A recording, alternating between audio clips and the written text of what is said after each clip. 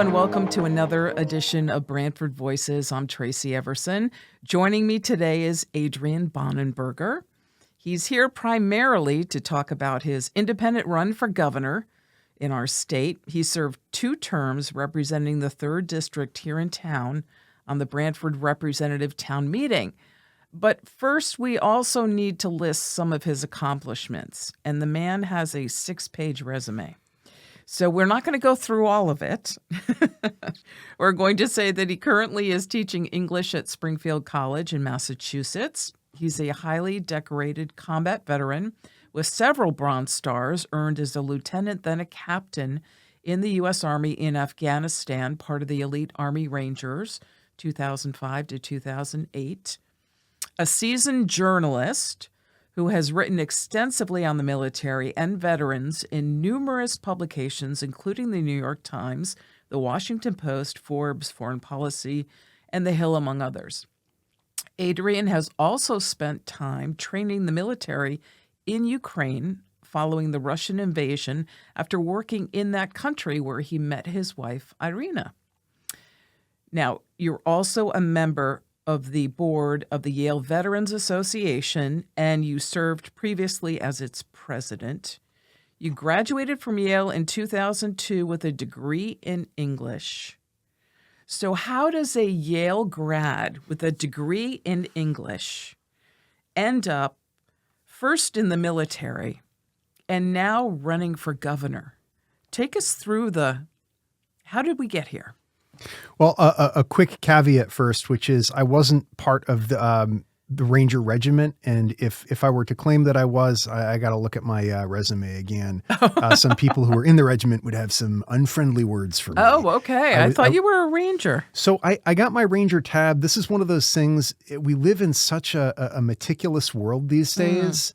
Where people have these very strict definitions. So when I was going through Ranger School, which is where you get the Ranger tab, myself and other officers were referred to as, and Ranger Battalion soldiers, people who were in the Rangers, the Army Rangers, were referred to as Ranger candidates. And I learned afterwards that there are people who are in the unit where you get like a scroll for a combat deployment. So there are people of the scroll and people of the tab. I'm considered Ranger qualified. Ah, okay. If I don't make this distinction, this caveat, then someone's going to see this and be like, he's not telling lying. the truth. Yeah, he's stealing valor. Right. But I'm fine with that. I went to an excellent leadership school, Ranger school, graduated, got my tab, got my stories.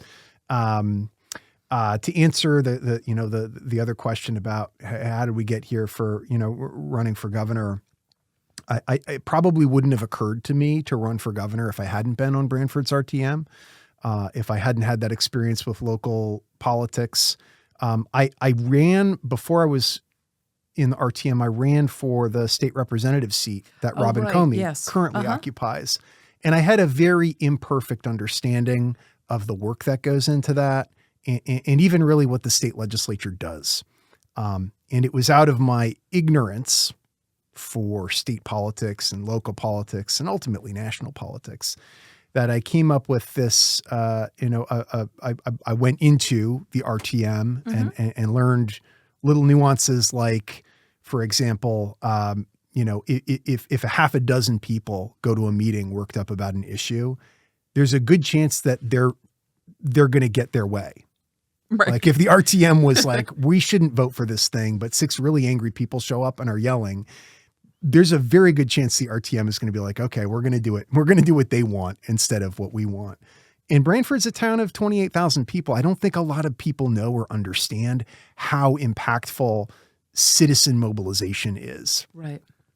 So after I got back from Ukraine, after helping Ukraine, the city of Lviv stand up a local city defense force in the very beginning of the invasion and helping train some reconnaissance troops, a reconnaissance battalion for the counteroffensive in 2023, I started writing my memoirs, my Ukraine memoirs. I've written war memoirs about my time in Afghanistan in the military, but I really wanted to capture the experience because so much of what I saw in Ukraine felt relevant to not what the United States is or is currently experiencing, but what it could experience. And I really wanted to share that idea with people.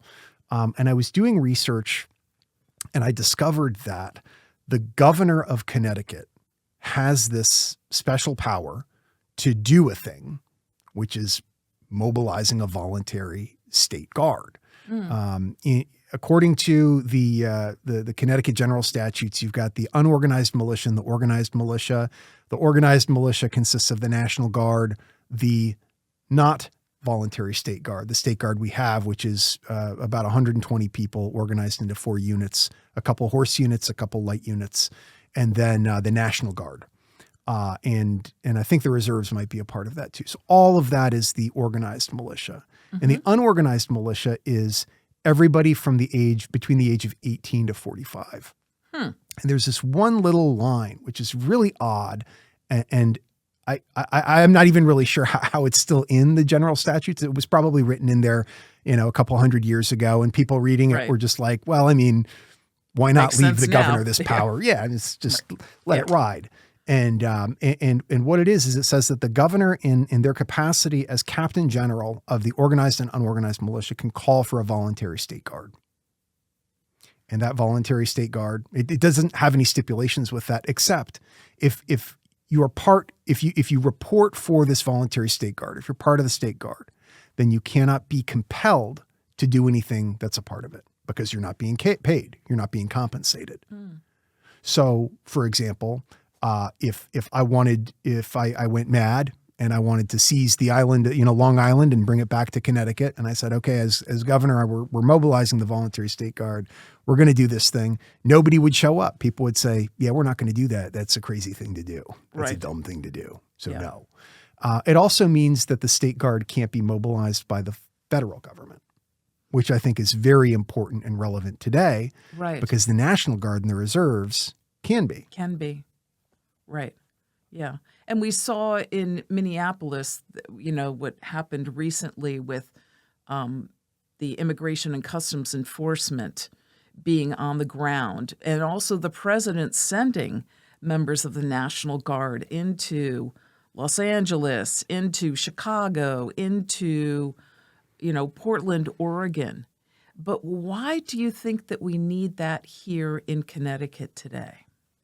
So there's a lot of reasons I think this state guard would do us good, would do our state good. And the first one is a state ought to have control over its own military or quasi-military force, some control over it. And up until recently, I would have said that's the National Guard. That's what that is, is that the state has the National Guard and has control over it. But it turns out that the president can declare an emergency and snap their fingers, and the National Guard is actually active duty. And the same thing with the reserves. So if a thing is potentially active duty and the president trumps a governor, as they do, and as they should, then what that means is the National Guard is kind of like a seventh branch of the Pentagon, or a seventh side of the Pentagon. I know it's a Pentagon, but we have the Space Force, the Coast Guard, the Army, the Marine Corps, the Navy, the Air Force, and we've got National Guard, which is depended on for wars. I mean, hundreds of thousands of National Guardsmen deployed to Afghanistan and Iraq.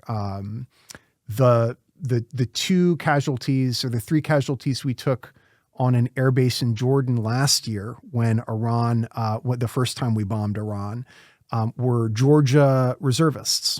And the last 2 casualties that we took, that the United States took in 2025, were Idaho National Guardsmen. So you see how important the National Guard is to this this way of doing things overseas that ultimately does not feel accountable to the American people. And my feeling is, all right, first and foremost, a state needs a guard that reports to the governor and also to its citizens. That's one of the things that's so beautiful about it to me, is that if you as a citizen are part of the state guard and the governor's doing something that you don't want to or you don't like, you don't have to go. If it's helping shovel an old man out from his house after a blizzard, and you don't have the economic resources to cover down on every house, then probably that guardsman is going to say, awesome, great. Yeah, I know a guy like that on my street. I'm going to do that. That's my guard duty for this weekend. But if it's go to Iran to do regime change, for example, then maybe that state guardsman says, no, thanks. Yeah, I'm just going to stay here. I'm not going to do that. Right. And they have the right not to do that. I really like that. Yeah. I also think it does a lot to, because one of the things that I want to do is immediately push a lot of power down to the town and city level for mobilizing and organizing people. I don't want that to be organized at the state level. I want the voluntary state guard to be organized town by town, city by city. So if your town likes it and says, hey, we like this, a lot of people are interested in it, maybe Branford's got 800 people in the state guard. But if you're a town that's like, we don't really need that, we don't want it, maybe you've got a couple dozen people or nobody in the state guard. State's not going to be saying you have to do this. And I think that encourages people to take more accountability, some responsibility if they're asked to, and citizens in their own community, right? In their own community. Yeah. And then it's neighbors and it binds people together. That's the other thing I saw in the RTM is that most of the work the RTM does is bipartisan. It drives some people nuts. Some people say, well, we vote more Democrats and Republicans on, we vote new people in, and they just keep working with each other. And it's like, that's how it's supposed to go. You want people to pass a budget in an expedient way every year. You don't want people to be at each other's throats. My experience with military service was definitely that it was like there were people from all over the country, all different socioeconomic backgrounds, different religions, different races. I was in an all-male infantry unit, but as I understand, now that the combat arms is integrated with women, they're doing fine.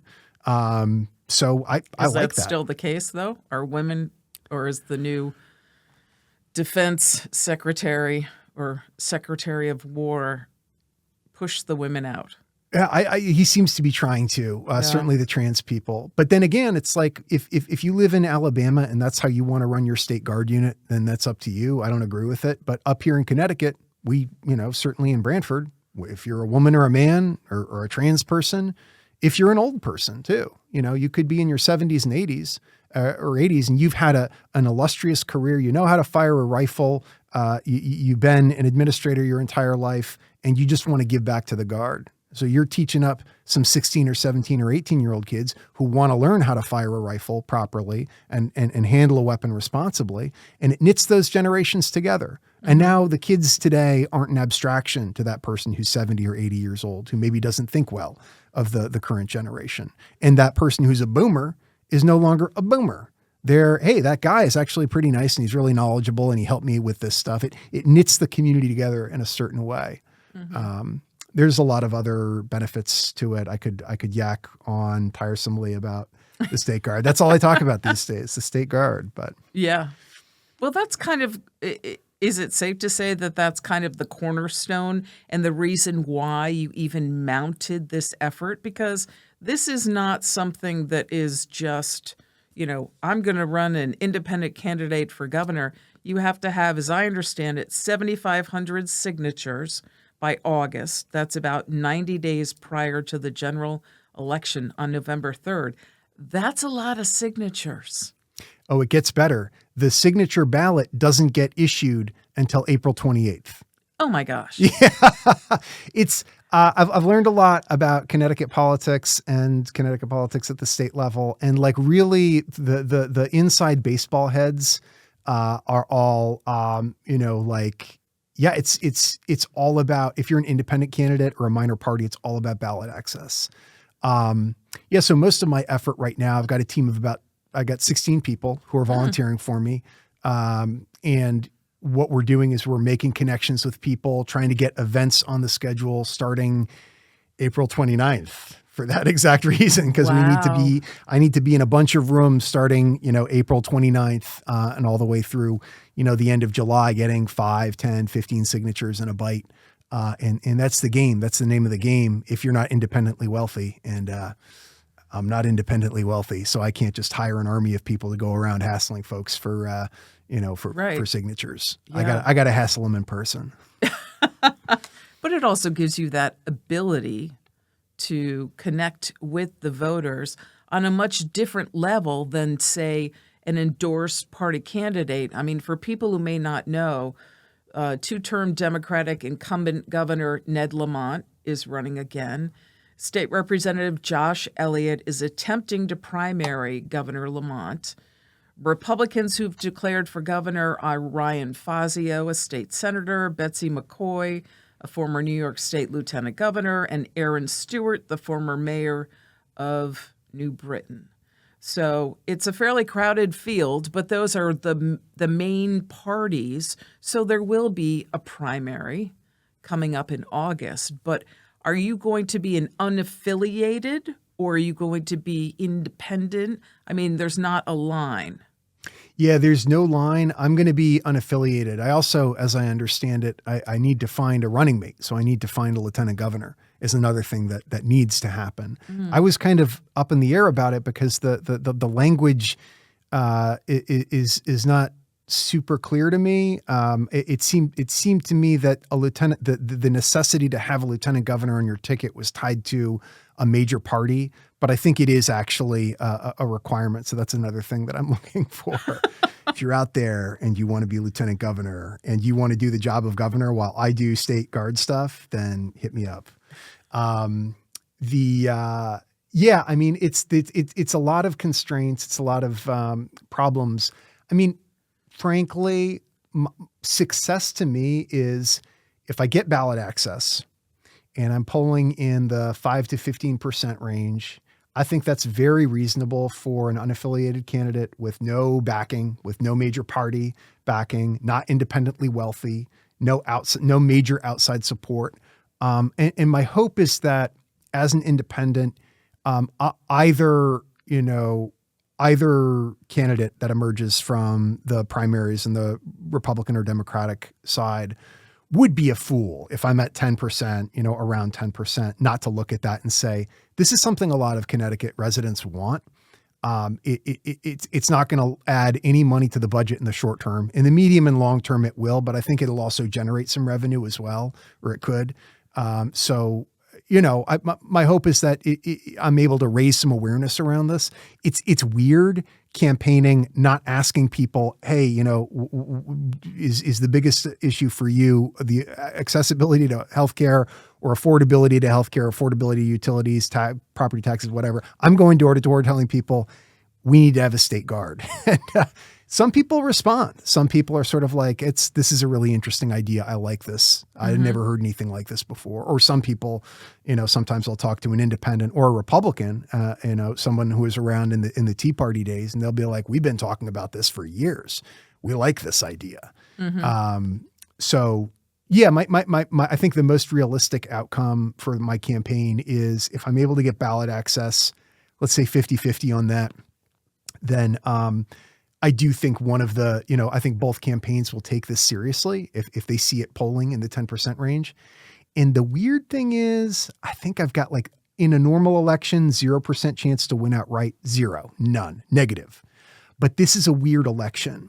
And people do know that we're living in a moment where the Republic is changing, maybe into empire in the way that the Roman Republic stopped being a republic and started being an empire. The president is currently using as much executive power as Andrew Jackson, who is the example you learn in U.S. history, when you're in high school, is the example of the guy who was almost a king. He's using as much power as the presidency has ever used in America's history, maybe even more, because Andrew Jackson didn't have F-35s and bombs. And I think even Republicans, principled conservatives look at that and say, it's getting a little bit out of hand. We need to reel some of that power back to the states. I think it's very possible that I tap into some real blue states' rights feeling. And as an independent, I'm also able to credibly appeal to independents. A third of registered voters in Connecticut are independents. Unaffiliated. Yeah. So, yeah, so I think there's, a very, very distant chance that if I do everything right and things go very wrong for my opponents, I could sneak in a three-way, in a three-way contest. I could get the votes, but that's like, 1 in a 50 shot, maybe 1 in 100. Some people would probably say it's 1 in 1,000 or 1 in a million, but it's still a chance. What's been the response? I mean, are you getting any publicity? Are people talking I mean, when I saw it, I was like, "Oh my gosh, I gotta have Adrian on Branford Voices." I mean, he's the local guy who's mounting this almost insurmountable, idea of running for governor. It hasn't been the easiest. It hasn't been quite as easy as I thought. There were I thought there were some pitches at national media that were going to get me some attention that didn't pan out. I saw that somebody on the Connecticut Mirror was scoping me out on LinkedIn. Haven't seen a Connecticut Mirror story about me. Nobody reached out to me. So I've got a lot of friends in the journalism world, but the journalism world is pretty siloed off. So, I tried to pitch a couple places op-eds because I figured I could write about the State Guard. Oh, yeah. And I wasn't able to pitch at the places that I thought. So we'll see. I mean, I think this is one of the reasons that candidates for gubernatorial candidates, senatorial, congressional candidates, presidential candidates end up playing this game with the media where it's like the outrage factory, where you got to do something crazy on camera, which, by the way, I'm not going to do on your show. Nothing crazy. But then that's right. What drives the media. Yes. And what they really want is to be able to say, I'm a Republican or I'm a Democrat. And all this other stuff is just kind of like window dressing for it. Christine Right. Ohm comes out with a book where she says she killed her dog. And it's not actually, she doesn't want to share that information with people. She's happy that it blows up and it gets picked up and somebody notices her. But I think, for somebody, I want to be a candidate with integrity. I want to be a person of integrity. I've tried to live my entire life as a person with integrity. I hold that is a sacred virtue to me. I'm just sort of battling for a little bit of attention. So I appreciate you giving me a little bit of attention. Yeah. Yeah. Because, I mean, one way to get the message out also is to fundraise. And how do you raise the money? But some of the candidates are self-funded. I mean, the governor is self-funding his campaign, but most donations do make a difference to any candidate. So how are you doing with fundraising? We're doing okay. After the soft launch, my goal was to bring in, between $5,000 and $10,000. We brought in 6.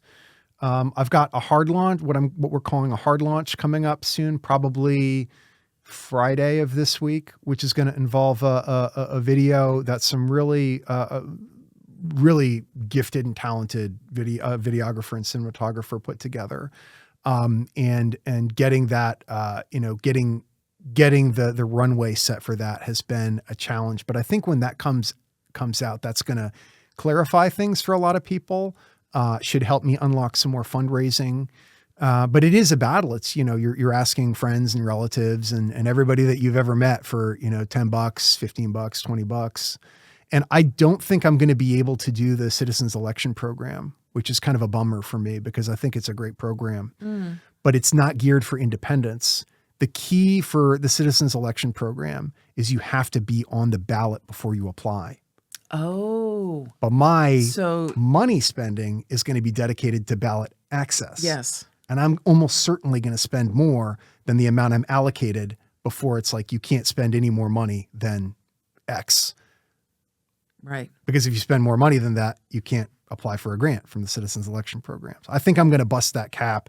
We're crunching the numbers on this and looking at the runway we have and how to mobilize people, probably, assuming that I am going to have to hire people to help out with that, in which case it's going to be, I'm going to need to bring in money from around the country. So it'll be more of like a national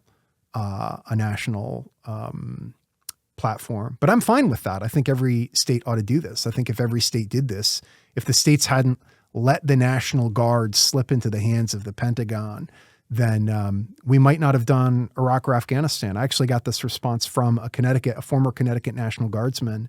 I was talking with him a few weeks ago, and I said, I said, the National Guard never should have been in Afghanistan. I said, like, obviously Connecticut National Guardsmen fought honorably. They distinguished themselves when they were deployed to Afghanistan. I knew one of the company commanders. I went to school with him, to Hopkins. He was a classmate of mine there, and really impressive guy, really impressive leader. Anyway, this guy told me, he goes, well, we couldn't have gone to Afghanistan without the National Guard. And I was like, you get it. You get it. You know? Right. We probably shouldn't have gone there in retrospect. So if we do have more control at the state level over these assets, and that's what the National Guard used to be, they just used to be state militias, Right. then it'll be harder for presidents to take us into war. And that's Bush. That's not even Trump. Trump's Bush is the one who brought us into Iraq and Afghanistan. Obama kept us over there. Biden got us out. He doesn't get enough credit for that, because the way it ended was the way it was always going to end, which was calamity and catastrophe. But I'd be happy to constrain the power of an Obama or the power of a Bush if it means also constraining the power of a Trump. That's a no-brainer to me. Yeah. The talk about, if you would, over the weekend. Let's shift gears a little bit. Over the weekend, the U.S. and Israel bombed Iran. As a veteran who fought in Afghanistan, what was your reaction to that? So my first thoughts about Iran specifically, I'll speak specifically and generally. My thoughts about Iran are, I know people who lost apartments because the Iranians have been supplying Russia with Shahed drones, or Shahid, I don't know how you pronounce it. Those drones have been terrorizing Ukraine for years. There were guys in my unit who were hurt by mines that the Iranians sold to the Taliban. So I have no love for the Iranian regime. It seems likely that they just murdered tens of thousands of their own citizens. Right. The type of citizen we would have liked to hang out with, probably. Right. Yeah. Pro-democracy people. So I'm not saying here that I'm not trying to defend the Iranian regime or anything like that, by saying what I'm about to say. What I would say, my first thought was, what are we doing over there? What are the objectives? And we have gotten several explanations for what the objectives are, which is a very bad sign. That's a bad sign because that means the military probably doesn't know what the end state is. And the way you develop a mission is you have an end state. You start with the end state that you desire. You come up with objectives to accomplish that, and then you set up a mission around accomplishing those objectives to achieve the end state. If you do not have a clear vision of what you want, what the end state is, then you're very, very one of two things is going to happen. You're going to fail, or you're very likely to have what's called mission creep, where you just add missions to accomplish the things that you weren't able to do originally. What were the assets that were arrayed against Iran, that have been arrayed so far? It's aircraft, naval assets, drones, missiles. It's all indirect stuff. Right. So if the goal was regime change, which is what I heard on the first couple days, we're getting their regime out, and we're like the son or the grandson of the old Shah was going to come back and be the new Shah. Did you see that? Yeah, he was interviewed on 60 Minutes on Sunday. I mean, that's regime change is what it's totalitarian. Although he theocracy. says he wants to be interim. He just wants to be the transitional leader to move Iran to a democracy. And of course, the president has said, well, here's your country, people, now rise up. But you still have a whole military establishment, the Guard, that is still in place and has all the training and the assets and, the economy within their grasp. Yeah, my big question is I think the question of whether or not this ends up actually being a thing that we can do, which is whether you call it destroying the military or regime change or destroying their nukes or their nuclear program or whatever you want to call it, or us supporting the Israelis because they were going to do it anyway. I think the big question is, has Iran been preparing for this? And I don't know. I mean, if you'd asked me in 2021 if Russia's preparing to invade Ukraine, I would have said, yeah, they are. And it turned out they kind of weren't, which is weird. Like their army was just so shambolic and catastrophically disorganized that the Ukrainians were able to hang on. Mm-hmm. They were not preparing for a war with Ukraine. They started one, but they weren't prepared for it. And so I don't know if Iran saw this day coming, Israel and the United States going hard at it and prepared properly, we're not going to be able to do regime change there without boots on the ground. It's going to be too decentralized.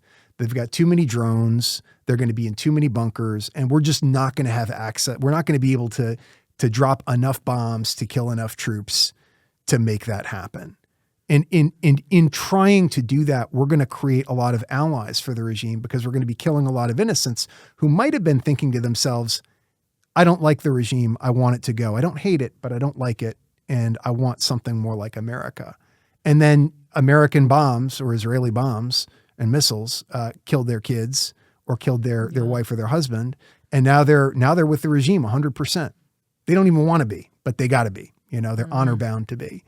Yeah. So I'm not. If they prepared, I don't think there's anything we can do short of a boots on the ground invasion to knock it out. And the Pentagon knows that. Whether Trump knows that or acknowledges it or not is a totally different question. But the Pentagon knows that for sure because that was what we learned in Afghanistan and Iraq. But if they're not prepared, if they didn't do a good job of preparing, if they did not foresee this day coming, I guess it is possible that we could kind of pull it off. I don't know if what's scarier to me, you know, that like the prospect of a big invasion where a lot of United States citizens will die, will lose their lives, or a certain validation of the idea that might makes right and we can do what we want. And we can actually just bomb the hell out of a country until it submits to us. That will not lead us down good roads. That will lead us down bad roads. Right. But I don't know. Yeah. If the goal is ultimately peace in the Middle East, this is not going to create it, in my mind. That's my opinion. That's all. But you mentioned Ukraine, and that's one reason why you came up with this idea, or you wanted to find out more about having a state militia here.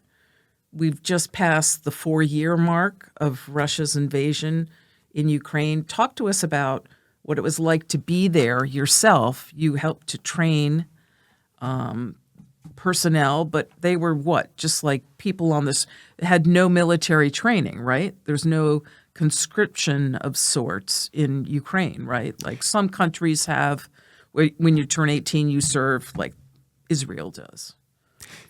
They do have conscription, and they've been a lot more heavy-handed about it in the past couple of years. They do.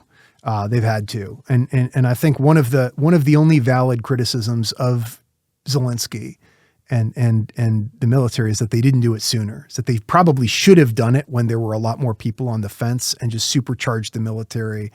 But you know, that's armchair quarterbacking, armchair generaling. When I was there, they had what's called mandatory service, probably similar to Israel, where it's if you're between 18 and 26 and you want to keep your citizenship, you owe the state a year. But I saw some of those guys. They were in the unit that I was with in 2023. When my first time over there, I was training civilians. I was helping the city of Lviv stand up a local city defense force. It was people. It would be like if some dude from Great Britain and he, you know, came in to Branford and if Branford was at war and was like, hey, I'll train anybody who wants to come in. And people just like, okay, I want to learn how to not die. you know? Well, please teach me how to not die. That sounds pretty good.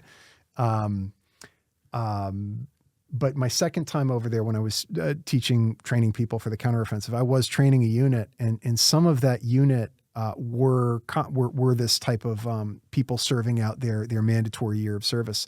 They couldn't be sent to the front. It was actually really interesting. There were some things they could do and some things they couldn't do. They weren't on a contract. So mostly they were on security. I'd hang out with them. A couple of them were like, you know, could speak English. So, you know, we'd smoke cigarettes and they'd ask me about what life was like in America. And they were like, yeah, when I'm done with this, I can't wait to go to America. And I was like, you're not going to join with the rest of these guys? And they're like, no way, you know? Right. No, I don't want to go die. So Ukraine is, you know, still, even at war, Ukraine is a relatively free country. I think they've gotten a little bit more heavy-handed about it recently, again, because they've had to. So they'll grab people off buses. You know, they'll conscript people. They will.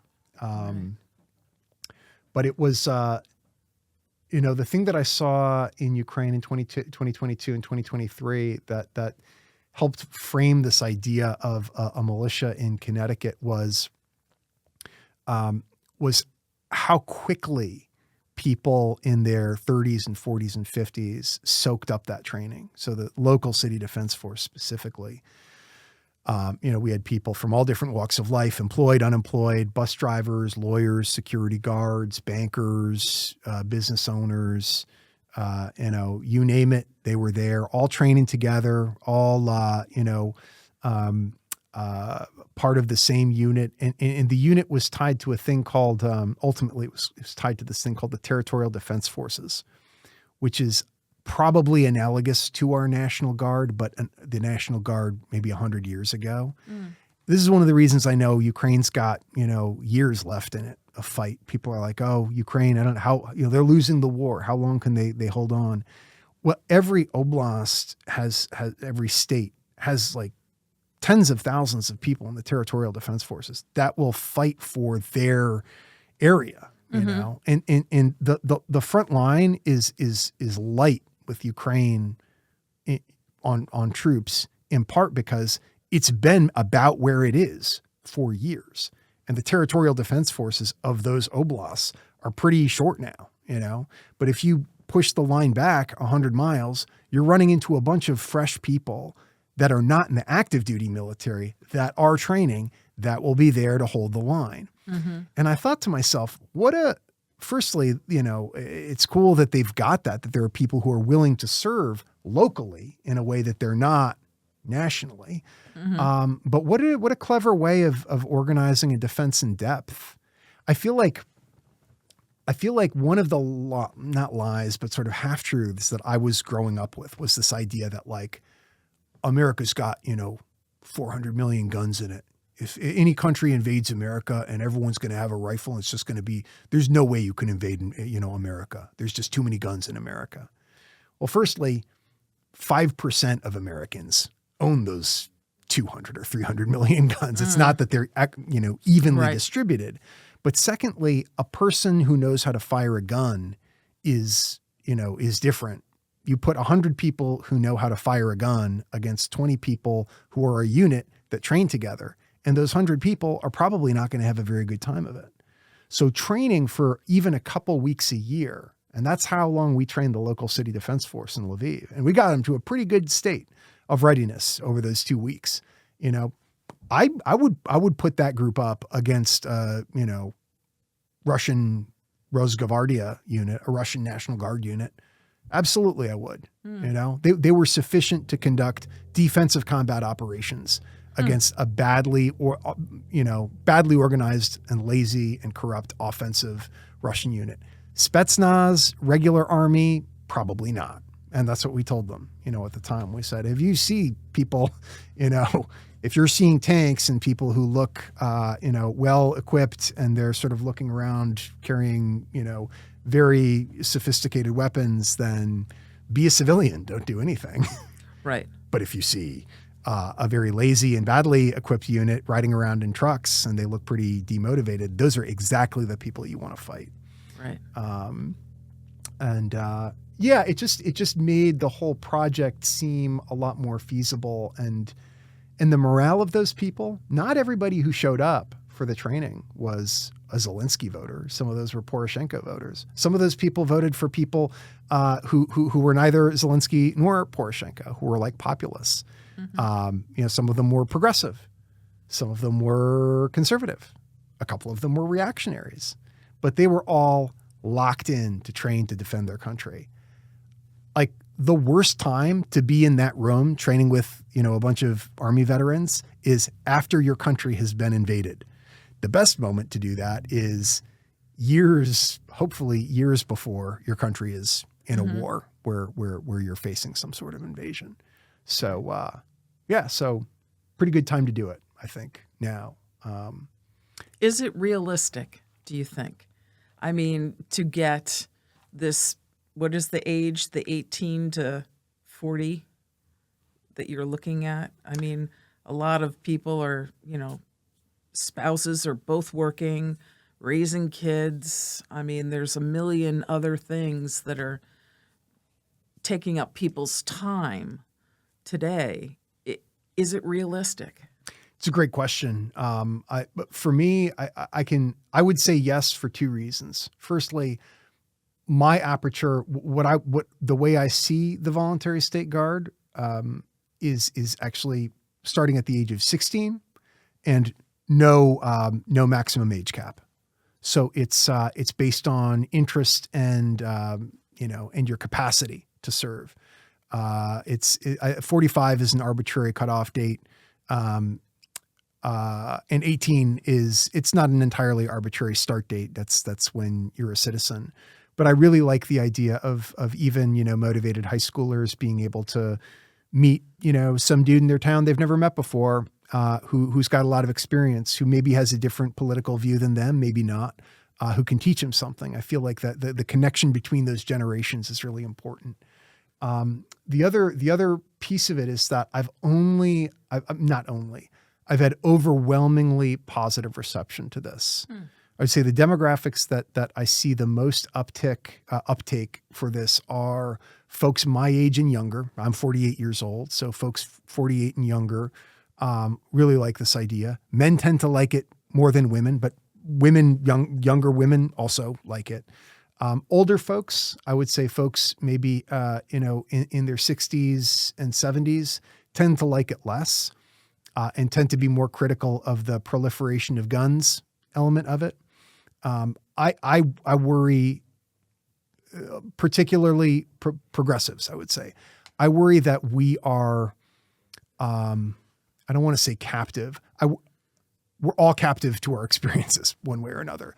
But I worry that people whose experience of power and influence in politics in the United States is civil mobilization, Civil Rights Act, the 1960s, the 1970s, the 1990s, turn people out, march, collect, organize.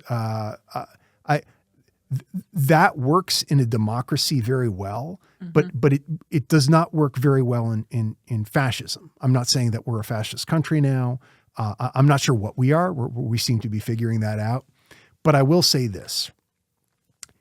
If we are moving out of the republic and into empire, if we are moving out of democracy and into fascism, which is power, what we should have is power. That should be true at every level. If the name of the game is power, then we should hasten to get power, whether we're Democrats or Republicans, at the state level. Because those who have no power, as we're being told on national television all the time, make do with what they must, endure what they must, to paraphrase Thucydides. And those with power get to do what they want. And that's just how it is. Right. So decentralizing some of the power that exists, smart, standing up power mechanisms at the town and city level and at the state level, every state should be doing it. That's a no-brainer. Best case scenario, we're not moving into fascism. We're just sort of, we're going through some kind of awful phase. We're working stuff out. In which case, well, if Congress ever actually does their job representing the American people instead of a president, a single person. Yep. Yeah. And I mean, that's another concern, right? I mean, we have all of these clarifying moments in front of us. And I don't know if it's going to be a horrifying revelation or a pleasant surprise. Let's say 2026 works out the way the Democrats hope. I'm not speaking as a Democrat now. I'm speaking as an impartial independent who is familiar with the Democrats. And the Democrats take Congress. Not only do they take the House of Representatives, which people feel pretty confident they're going to do, they miraculously take the Senate, which most people are saying like it's going to be really hard to flip the Senate this year anyway. Is Trump going to abide by what Congress says? I mean, like that's a big question for me. Right. Right now, Congress is not doing anything to constrain him. Nothing. The Supreme Court has done more to constrain Trump than Congress has. Yes. But even if Congress begins to attempt to constrain him, it feels to me, I'm not speaking rationally here, I'm speaking intuitively, like what he wants to do and the people behind him like Elon Musk and Peter Thiel and J.D. Vance and all of these characters and Stephen Miller, what they want to do is they want to dismiss Congress. Mm-hmm. They want to say, be like King Charles I. I don't need Parliament. All Parliament does is try to boss me around. So we're getting rid of it.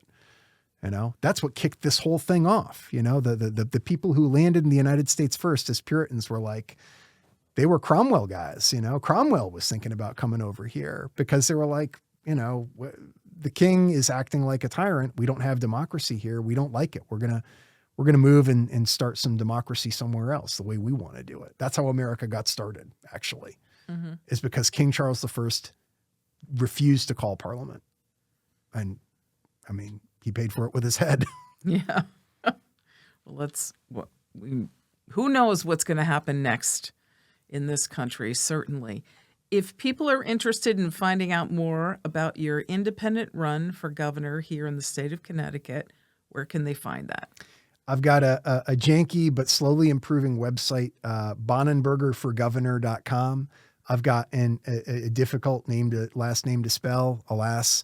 But www.bonenbergerforgovernor.com has the answers to all of the questions you might have about the campaign and some that might not have occurred to you. But I was up late and I thought I'll throw them on there anyway as a bonus.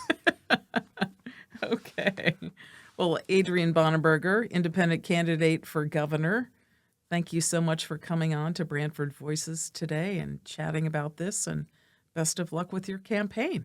Thanks for having me on, Tracy. Absolutely. So you can find episodes of Branford Voices podcast on the Branford Community Television website and on YouTube. It's also shown on Channel 18, and I will post a link on my Branford Voices Facebook page as well. If you have a suggestion or someone you think should be on the program for me to interview, please also drop that there as well. Until next time, take care.